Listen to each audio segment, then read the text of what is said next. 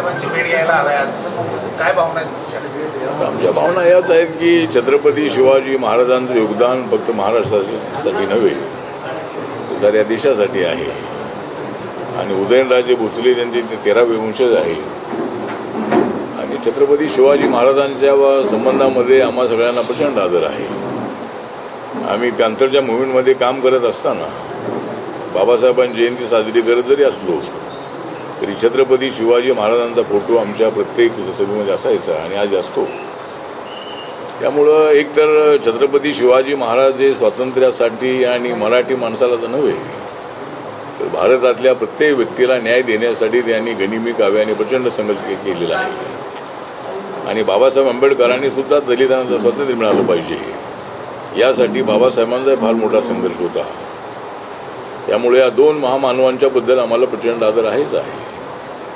पण आज मी या वाड्यामध्ये आलो होतो ते उदयनराजे महाराज यांच्या लग्नाच्या अगोदर, त्यांचं लग्न होण्याच्या अगोदर इथं आलो होतो. त्यांच्या मातोश्री ज्या आहेत त्यांच्या लग्नपत्रिका त्यांच्या लग्नाची घेऊन माझ्या सातपुडा बंगल्यावरती आल्या होत्या. आणि पहिल्यांदा ज्यावेळेला मी इथं आलो होतो त्यावेळेला मला आपले सगळ्याच्या आपल्या छत्रपती शिवाजी महाराजांच्या काळामध्ये दुश्मनांना चारी मुंड्या चित करणाऱ्या ज्या तलवारी होत्या त्या अनेक तलवारी मला दाखवल्या होत्या. मी दलित समाजात असलो तरीसुद्धा या कुटुंबाच्याबद्दल मला आदर आहे. आणि माझ्याबद्दल सुद्धा त्यांच्या मातोश्रींना आणि उदयनराजेंना अत्यंत चांगला आदर आहे. आणि उदयनराजे हे माझे अत्यंत जवळचे मित्र आहेत. उदयनराजे माझे अत्यंत जवळचे आहेत मित्र, कारण माझ्या हृदयामध्ये आहे छत्रपती शिवाजी महाराजांचं चित्र. त्यामुळं या बंगल्यामध्ये आल्यानंतर नक्कीच जी म्हणजे प्रेरणा आहे, शक्ती आहे, ही शक्ती मला त्या काळामध्ये मिळाली होती. आणि म्हणूनच मी हा पॉलिटिकल प्रवास आहे. मला दिल्लीच्या तख्तापर्यंत जाण्याची संधी मिळालेली आहे. त्यामध्ये छत्रपती शिवाजी महाराजांचा आशीर्वाद, उदयनराजे महाराजांच्या मातोश्रीचा आणि त्यांचा आशीर्वाद माझ्या पाठीशी नक्कीच आहे. आणि म्हणून आज इथे या वाड्यामध्ये आल्यानंतर मला प्रचंड आनंद झालेला आहे. आणि उदयनराजे हे अत्यंत बहादूर असणारे अशा पद्धतीचे नेते आहे, संघर्ष करणारे ते नेते आहे. आणि शिवाजी महाराजांचा वारसा चालवण्याचं सामर्थ्य त्यांच्यामध्ये आहे. त्यामुळं मी त्यांच्या लग्नाला आलो त्यावेळेला लाखोच्या संख्येने लोक इथं आलेले होते त्या मैदानामध्ये. आणि उदयनराजेंच्याबद्दल सगळ्या सातारा जिल्ह्याला नव्हे तर सगळ्या महाराष्ट्राला त्यांच्याबद्दल आदर आहे. त्यामुळं बऱ्याच वर्षानंतर आज इथे आलो आणि याचा मला प्रचंड असा आनंद आहे. मी ज्या नरेंद्र मोदींच्या सरकारमध्ये आहे त्या सरकारमध्ये मी काम करत असताना उदयनराजेंची साथ आम्हाला सातत्यानं मिळालेली आहे. त्यामुळं जर मिळाली नसती मला उदयनराजेंची साथ, जर मला मिळाली नसती उदयनराजेंची साथ तर माझा राजकारणात मजबूत होत नव्हता हात. त्यामुळं मला माझ्या पाठीशी नक्कीच उदयनराजे आहेत आणि मी सुद्धा त्यांच्या पाठीशी आहे. म्हणजे त्यांना निवडून आणण्यामध्ये त्यांच्या पाठीशी माझा पक्ष कायमचा राहिलेला आहे आणि त्यांच्याबद्दल मला प्रचंड आदर आहे.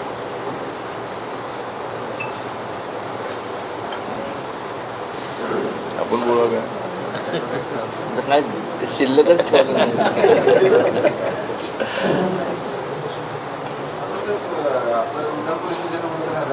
अनेक वेळा माहितीचे घटक पक्ष आहात, तुम्हाला कुठंच विचारलं जात नाही, तुम्हाला कुठे विधान परिषद तिकीट दिलं जात नाही, महामार्ग तुम्हाला विचारलं जात नाही. काय नको तुम्हाला?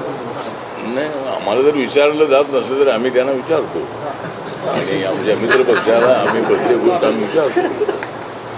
आणि एक तर भारतीय जनता पार्टीची परिस्थिती अशी आहे की काँग्रेस पक्षातले अनेक पक्षातले लोक मोठ्या संख्येनं त्या पक्षामध्ये येत आहेत आणि कुणाला तिकीट द्यायचं आणि कुणाला काय करायचं ही अडचण देवेंद्र यांच्यासमोर आहे. त्यामुळे त्यांना माहीत आहे की आठवले प्रामाणिक आहे. आठवलेने घेतलेला निर्णय जो असतो तो निर्णय ते कायम ते पाळतात आणि नरेंद्र मोदींच्या नेतृत्वाखाली देश विकासाच्या दिशेनं पुढं जात आहे. आणि नरेंद्र मोदींच्या काळामध्ये बाबासाहेबांचे अनेक स्मारक पूर्ण झालेले आहेत. नरेंद्र मोदींनी संविधानाला माथा टेकून शपथ घेतलेली आहे.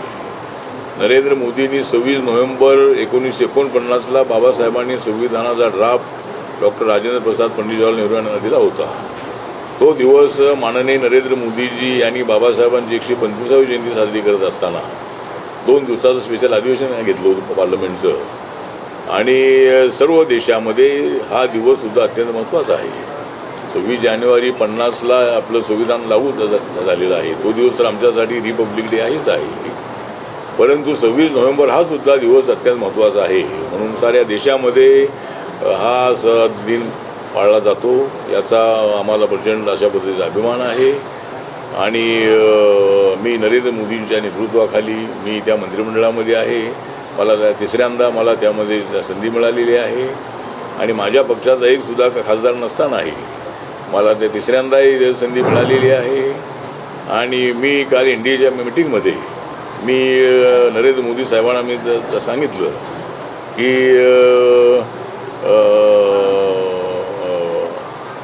माझा पक्ष जो आहे माझा पक्ष आपल्याला सोबत आहे आणि मी त्यांना बुद्धाची मूर्ती भेट दिली आणि आम्हाला युद्ध नको आहे, आम्हाला बुद्ध हवा आहे हा नारा जो आपला आहे विश्वशांतीचा नारा आहे.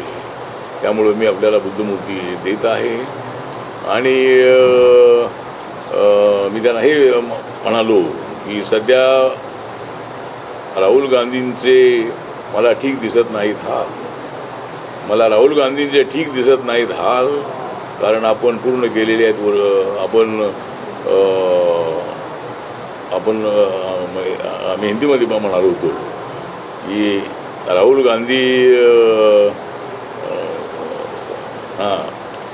गांधी का मुझे नज़र नहीं आया, राहुल गांधी का मुझे ठीक नहीं दिखता है हाल, राहुल गांधी जी का मुझे ठीक नहीं दिखता है हाल क्योंकि आपने पूरी किए 12 साल. तर त्या पद्धतीनं मी त्यांना बोललो तर ते हसत होते. तर मीच एक असा माणूस आहे की मोदी साहेबांना हसवणं एवढं तर सोपं काम नाही आहे. पण मी पार्लमेंटमध्ये नरेंद्र मोदी साहेबांना हसवलेलं आहे आणि नरेंद्र मोदी साहेबांना हसवत असताना मी राहुल गांधीला फसवलेलं आहे. त्यामुळं त्यांचे आणि माझे संबंध अत्यंत चांगले आहेत. पण एक गोष्ट खरी आहे की आपण जो मला प्रश्न विचारलेला आहे की महाराष्ट्रामध्ये मात्र आम्हाला सत्तेचा सहभाग मिळत नाही आहे. पण तो आता जे पुढे मात्र आम्हाला सत्तेचा सहभाग मिळेल अशी अपेक्षा आहे. रिपब्लिकन पक्षाला एक MLC देण्याचं माननीय देवेंद्र फडणवीस यांनी मान्य केलेलं आहे आणि 1 किंवा 2 महामंडळाची अध्यक्षपदं जी आहे ती सुद्धा आपण देऊ असे ते म्हणालेले आहेत. त्यामुळं सत्तेचा सहभाग नक्की RPIला मिळेल अशी मला पूर्णपणे अपेक्षा आहे. कॉक्रोच जनता पार्टी जी आहे त्या कॉक्रोच जनता पार्टी आमचा जो अभिजित दिपके नावाचा दलित समाजाचा एक इंटेलेक्च्युअल आहे आणि त्यांनी आता एक कॉक्रोच जनता पार्टी स्थापन केलेली आहे. त्याचं म्हणणं जे आहे ते म्हणणं ठीक आहे बाबा जो नीटमध्ये जे काही पेपर फुटी झालेली आहे तर ही बाब योग्य नाही आमचंही म्हणणं आहे. आमच्या सरकारने महाराष्ट्र सरकारने अनेक लोकांना राज्यामध्ये पकडलेलं आहे आणि इतर राज्यामध्ये सुद्धा या नीटच्या पेपर फुटीमध्ये ज्यांचा संबंध आहे त्या सर्वांना पकडण्यात आलेला आहे. आणि आता धर्मेंद्र प्रधान यांचा राजीनामा मागण्याचं सोल्युशन नाही आहे. पुन्हा असा पद्धतीचा घोटाळा होऊ नये, अशा पद्धतीची पेपरफुटी होऊ नये यासाठी अभिजित दिपकेंनी सरकारला काय सूचना काय केल्या पाहिजे या पेपरफुटी न होण्यासाठी काय करणं आवश्यक आहे. तर नक्कीच सरकार त्याचा विचार करेल. पण धर्मेंद्र प्रधान यांच्या राजीनाम्याने हा इश्यू काय सॉल्व्ह होणार नाही आहे. त्यामुळं मला असं वाटतं की कॉक्रोच जनता पार्टीची आवश्यकता नाही आहे. इथं भारतीय जनता पार्टी असताना कॉक्रोच जनता पार्टीची काय आवश्यकता आहे. म्हणजे आता जनता पार्टी अगोदर होती ती तर बरखास्त झाली आणि त्यानंतर भारतीय जनता पार्टी स्थापन झाली. त्यानंतर अनेक जे पक्ष होते ते नंतर वेगळे झाले. तर मला असं वाटतं की ठीक आहे लोकशाहीमध्ये प्रत्येकाला पार्टी स्थापन करण्याचा अधिकार आहे. आता अभिजित दिपकेने जरी पार्टी स्थापन केलेली आहे तर ती फक्त एका विषयावरती न करता त्यांनी गोरगरिबांच्या प्रश्नांसाठी आवाज उठवायला हरकत नाही आहे. त्यांनी बौद्ध समाज, मातंग समाज किंवा दलित समाज जो आहे त्याला न्याय देण्यासाठी त्यांनी सरकारकडे काय सूचना केल्या पाहिजे. आणि मला असं वाटतं की ठीक आहे जिथं तरुण आहे थोडेसे अट्रॅक्टिव्ह आहेत. काल पुण्यामध्ये झालेल्या मोर्चाला बऱ्यापैकी लोक 4-5 हजार लोक होते. पण ठीक आहे म्हणजे मोर्चाला लोक असले तरी त्यांनी चांगलं काम करावं अशी आमच्या शुभेच्छा आहेत. साहेब, काँग्रेस जनता पार्टीचं जे आता आंदोलन चालू आहे ते महाराष्ट्रभरात आता हळूहळू देशभरात वेगवेगळ्या ठिकाणी चालू होईल आंदोलन. ते किती फरक पडेल? ठीक आहे, काय त्याचा फरक काय पडणार नाही. अशी आंदोलनं अनेक झालेली आहेत. आपल्याला माहीत आहे, शेतकऱ्यांचं आंदोलन 1.5 वर्ष चाललेलं होतं. आमचं नामांतराचं आंदोलन 17 वर्ष चाललेलं होतं. त्यामुळं सगळ्यांना लोकशाहीमध्ये शांततेच्या मार्गाने आंदोलन करण्याचा अधिकार आहे. त्यांनी आंदोलन करावं, पण फक्त आंदोलन करून चालणार नाही आहे. त्यामध्ये ज्या मागण्या आहेत त्या मागण्यामध्ये त्याचं सोल्युशन काय आहे, सरकारने काय करणं आवश्यक आहे, या संबंधातल्या सूचना करण्याचा त्यांना अधिकार आहे. लोकशाहीमध्ये विरोधी पक्षांना सरकारकडे मागणी करण्याचा अधिकार आहे. आणि जरूर त्यांनी जर काही चांगल्या सूचना केल्या तर नक्की सरकार त्याचा विचार करेल. त्यामुळं देशभर ज्या ज्या ठिकाणी आता जे युवक आहेत त्यांनी ज्यावेळेला पार्टी स्थापन केली त्यावेळेला 2.5 कोटी लोकांनी त्याला पाठिंबा दिलेला आहे. पण ठीक आहे, आता अनेक पार्ट्या स्थापन होतात. आता ही पार्टी स्थापन झालेली आहे.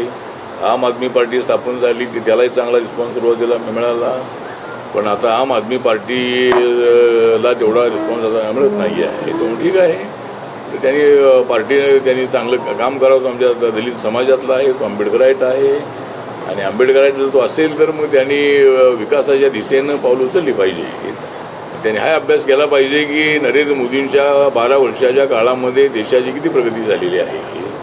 अनेक क्षेत्रामध्ये आम्ही कशी उडी मारलेली आहे आणि आपली इकॉनॉमी 4 नंबरवर आलेली आहे. ही व्यवस्थित येते. अजूनही आपल्या देशामध्ये गरिबी आहे, आपलं पॉप्युलेशन फार मोठं आहे. सगळ्याच गोष्टी आम्ही केलेल्या आहेत असा आमचा दावा अजिबात नाही आहे. पण आम्ही प्रत्येकाला कसा न्याय मिळेल या दिशेनं मोदींचं सरकार काम करत आहे. आणि भविष्यामध्ये राहिलेले प्रश्न आहेत ते सोडवण्यासाठी नक्की आमचा प्रयत्न राहणार आहे. साहेब, आता उपवर्गीकरणाचा विषय महाराष्ट्रामध्ये चालला आहे आणि उपवर्गीकरणामुळे एससी समाजामध्ये वाद निर्माण झाला नाही, याबद्दल माझं मत असं आहे की आता जे उपवर्गीकरण जे आहे ते करायला हरकत नाही असं सुप्रीम कोर्टानेच आदेश दिलेला आहे. त्यामुळं आपल्या राज्यामध्ये देवेंद्र फडणवीस यांच्या सरकारने एक समिती नेमलेली होती. त्याचा रिपोर्ट अजून बाहेर आला नाही, पण त्यांची काय भूमिका त्यामध्ये मांडलेली आहे. पण दलित समाजाचा कार्यकर्ता म्हणून माझी मागणी अशी आहे की राज्यामध्ये 59 जाती शेड्यूल कास्टच्या आहे. त्यामुळे कुठल्याही जातीवर अन्याय होऊ नये. त्यामुळं प्रत्येक जातीच्या पर्सेंटेज प्रमाणे रिझर्वेशन देण्याचा निर्णय झाला तर तो पुन्हा अन्याय होणार नाही आहे. आणि ज्या मातंग समाजाची जास्त आग्रही मागणी आहे तर आता मातंग समाजामध्ये कसं शिक्षण वाढेल यासाठी सरकारच्या वतीनं प्रयत्न करणं त्याला आवश्यक आहे. जसं आता अभिजित दिपके हा तसा मातंग समाजाचा आहे, तो आंबेडकराईट आहे. तर असं शिक्षणाचं प्रमाण वाढवण्यासाठी सरकारने त्यांना प्रोत्साहित करणं आवश्यक आहे. आणि बौद्ध समाजाला रिझर्वेशनचा जास्त फायदा झाला आहे गोष्ट खरी आहे. पण ज्यावेळेला शेड्यूल कास्टच्या लोकांचं रिझर्वेशन भरायचं असतं त्यावेळेला बौद्ध समाजातले कॅन्डिडेट अनेक ठिकाणी पुढे आलेले आहे. त्यामुळे त्यांना जास्त फायदा झालेला आहे. याचा अर्थ मातंग समाजाला फायदा होऊ नये अशी रिपब्लिकन पक्षाची भूमिका नाही आहे. कारण रिपब्लिकन पक्ष बाबासाहेबांच्या विचाराचा पक्ष आहे. एका जातीच्या मतावर निवडून येता येत नाही. त्यामुळे सगळे दलित एकत्र आणले पाहिजेत. एवढंच नव्हे तर नॉन दलितांना सोबत आणलं पाहिजे, अल्पसंख्याकांना सोबत आणलं पाहिजे. ही भूमिका बाबासाहेबांची होती. त्यामुळं रिपब्लिकन पक्षाची भूमिका अशी आहे की कुठल्या जातीवर अन्याय नको आणि जातीच्या पर्सेंटेज प्रमाणे रिझर्वेशन द्यावं अशा पद्धतीची आपली मागणी आहे. आणि पॅन्थरच्या काळामध्ये मी अशी मागणी केली होती की प्रत्येक जातीला भारतामध्ये ज्या सगळ्या जाती आहेत या सगळ्या जातींना त्यांच्या पर्सेंटेज प्रमाणे रिझर्वेशन द्या. आम्हाला रिझर्वेशन मिळते 15% आम्ही 15% होतो म्हणून आहोत म्हणून आणि आदिवासीचं 7.5% म्हणून त्यांना तुला आरक्षण मिळतंय. पण बाकीच्या समाजामधले सुद्धा जे 8 लाखाच्या आतमध्ये त्यांचं उत्पादन आहे अशी कुटुंब मराठा समाजामध्ये आहेत, माळी समाजामध्ये आहेत. म्हणजे ओबीसीना तर आरक्षण आहेच आहे. पण आपला ब्राह्मण समाज आहे. तर या सगळ्यांना जर असाही निर्णय कधी झाला भविष्यामध्ये की बाकीच्या जातींना सुद्धा त्यांच्या पर्सेंटेज प्रमाणे रिझर्वेशन द्यावं तरी आमची काही हरकत नाही आहे. पण जातीच्या आधारावर धर्माच्या आधारावर आरक्षण देता येत नाही अशा पद्धतीचं कायदा आहे. पण आमचं आरक्षण आम्हाला द्या, बाकीचं राहिलेलं सगळ्यांना द्या असं आमची भूमिका आहे.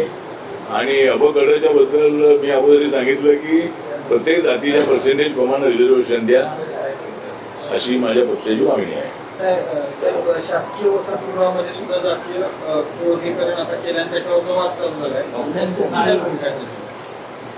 नाही, त्याच्यामध्ये आता वाद म्हणजे आता इतर प्रत्येक जातीच्या विद्यार्थ्यांना त्यामध्ये ऍडमिशन मिळावं अशा पद्धतीचा नियम बनवलेला तो कायदा नाही आहे. पण शेड्यूल कास्ट मधल्याही सगळ्या इतर जातींनाही ती जागा मिळाली पाहिजे अशा पद्धतीची तरतूद आहे. पण त्या जातीमधला जर त्या ठिकाणी स्टुडंट मिळाला नाही तर त्याच्या अगोदरच्या जातीतल्या मुलांना त्यामध्ये प्रवेश मिळाला पाहिजे. आता जर 100चं हॉस्टेल असेल आणि त्या 100च्या हॉस्टेलमध्ये दुसऱ्या काही जातीची मुलं मिळाली नाही तर ज्या जातीमधून ती मिळतायत त्यांना त्यामध्ये प्रवेश मिळाला पाहिजे अशी आपली भूमिका आहे. जर त्या जातीमध्ये मिळालं तर त्यांना प्राधान्य द्यावं. पण नाही मिळालं तर ते हॉस्टेल तर आपल्याला 100 चालवायचं आहे. तर म्हणून मला असं वाटतं की त्या जातीमध्ये मिळालं नाही तर दुसऱ्याच जातीला ते शेड्यूल कास्टमध्ये ती जागा द्यावी असं आपलं मत आहे. ठीक आहे, थँक्यू. ते आपल्या